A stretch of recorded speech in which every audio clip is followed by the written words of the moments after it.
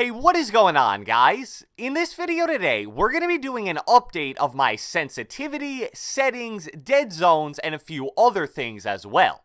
I plan to release this about 12 hours before the beginning of Season 8, so it's safe to say that these will be my settings for at least the beginning of the new season. I feel like I say this pretty much every time I release a sensitivity and settings video, but I do apologize for delaying this so long. My last update video like this was all the way back at the beginning of Season 7, which was pretty much 3 whole months ago, so it's definitely been a while.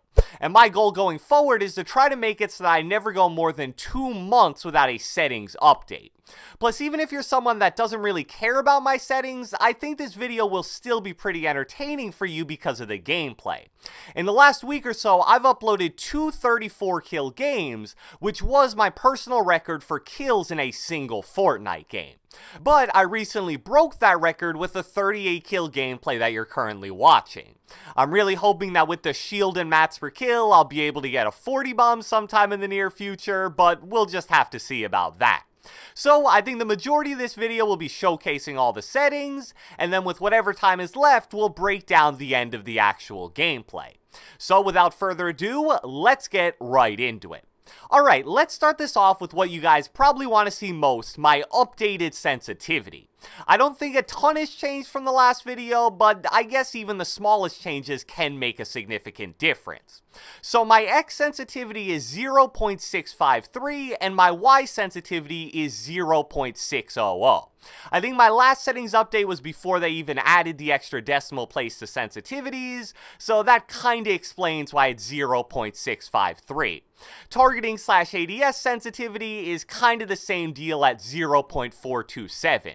I had it on 0.43 when it only went to 2 decimal places, and then when they changed it to 3, it was defaultly at 0.427, so I just kept it.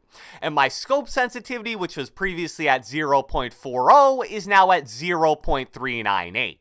Now, I think this is easily the most interesting change I made with my sensitivity since the last update.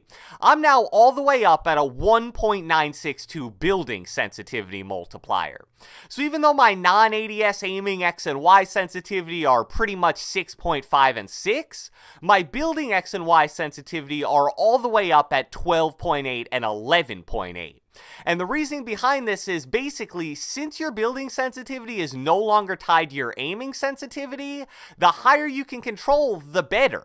I think in general the speed of high sensitivity building is a tad bit overpowered, but as long as it's not too fast for you, it definitely can't hurt to be on as high of a building sensitivity as possible. However, I do want to give a word of caution to the players watching this that play on console. Since you guys are going to be getting much lower FPS while playing, as well as other various connection and graphical disadvantages, that high of a building sensitivity may not work as well for you as it does for me. I would recommend gradually working your building sensitivity multiplier up a few decimal points each day. Then, if it ever gets to the point where it feels like you can't control it and it's simply too high for you, bump it down a little and then stick with that. So I think that covers all things sensitivity, and now let's move on to all of the various settings I use for Fortnite. Now, for the control options section of settings, I honestly don't think I've changed a single thing since my last video. The not super obvious important ones from here, in my opinion, are edit mode aim assist off, reset building choice on, builder pro builds immediately on, controller hold edit time, doesn't matter if you use any kind of binds with instant editing, and finally, IF vibration off. Other than that, I think the rest of the control option settings you've seen are pretty self-explanatory, and I'm guessing yours are incredibly similar to mine. Plus, even if you have something like sprint cancels reloading on when I have it off, or tap to search / interact off when I have it on, it isn't a big deal at all. Those settings are pretty much just personal preference at the end of the day. One thing I do want to quickly mention are the shadows and motion blur options, which are apparently coming to console Fortnite at the beginning of Season 8. When that happens, I would recommend turning both of those settings to off.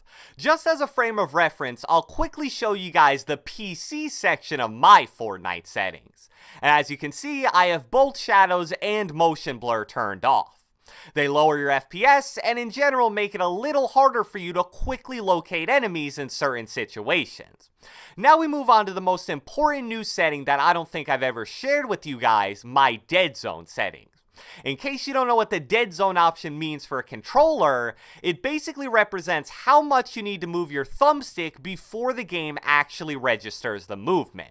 A really high dead zone means you'll have to move the stick a somewhat considerable amount for the game to register any movement, and a really low dead zone means it'll register even the slightest of thumbstick movement. And since the Xbox and PS4 thumbsticks are different shapes and sizes, they have different default dead zones.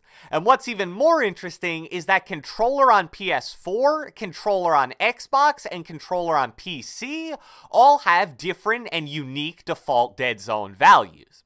I believe that if you play with a PS4 controller on console, your default dead zone values will be 0.12 and 0.12, an Xbox controller on console will be 0.20 and 0.20, and then a controller on PC is 0.24 and 0.27. Now, me personally, I play with an Xbox controller on PC, and my dead zones are the default 0.24 on my left thumbstick and 0.27 on my right thumbstick.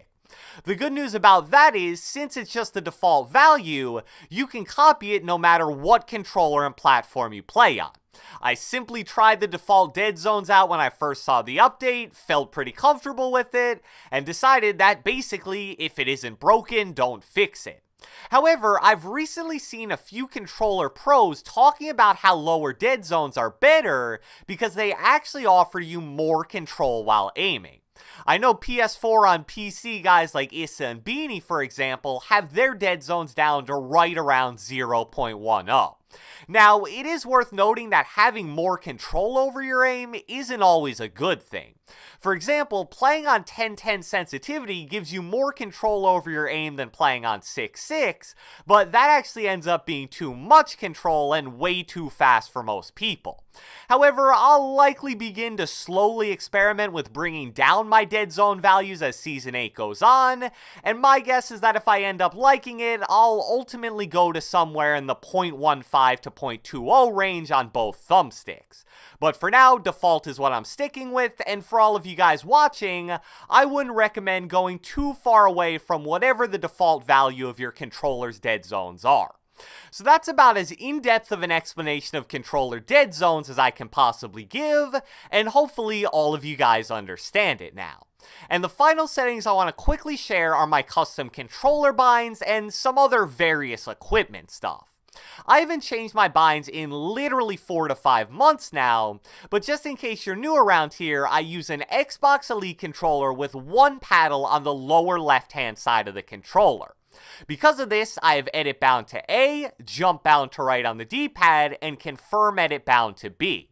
Then I program the paddle on the back of the controller to be right on the D-pad, therefore I'm actually jumping by pressing the paddle on the back of my controller. And if you're someone who doesn't play with an Xbox Elite or SCUF controller, I would recommend binding edit to Y, confirm edit to Y, and then make pulling out your pickaxe right on the D-pad. I do not use control freaks on either of my controller's thumbsticks. I use Astro A40s as my headset, and my gaming monitor is a 26-inch BenQ. I'm not sure the exact model number, but I doubt it really matters, and I haven't changed any of the graphical settings on that monitor. So I think that covers everything you guys need to know about all of my sensitivities and settings going into Fortnite Season 8. Now, hopping into the gameplay, we're currently at 34 kills with 4 enemies left. And in the gameplay, I believed it was a 1v4 situation, and that's actually what it ends up being. Luckily, what was really big for me here was the fact that these guys were pretty split apart as a team. You're going to basically see there's never a time in this 1v4 fight where I'm fighting more than one person at once. It's kind of like Call of Duty Zombies, where they're just coming one at a time over and over again, and making it relatively easy for me to deal with them individually. So what was looking like a super intimidating 1v4 about 30 seconds ago is now a much more manageable 1v2, and as you're going to see in about a second here, it is actually a 1v1. So 37 kills, 1 enemy left. I do a good job of getting a little bit of chip damage here, and we're actually going to skip ahead just to the very end of the fight. This guy obviously isn't the best player in the world. He's not really building. He's not really even locating me in the fight. So all I have to do is just keep a little bit of high ground over him, and that's all she wrote. 38 kill solo squads game, and my new personal record in a single Fortnite game. So, I hope you guys enjoyed this video, and if you watched the entire thing, be sure to let me know with a comment down in the comment section below. I want to know what sensitivities and dead zones you guys are rocking with going into Season 8. You can let me know your X and Y, ADS, building sensitivity, or anything you want. Be sure to leave a like, leave a comment, subscribe, turn on post notifications, do whatever the heck you want, and I will catch you guys next time.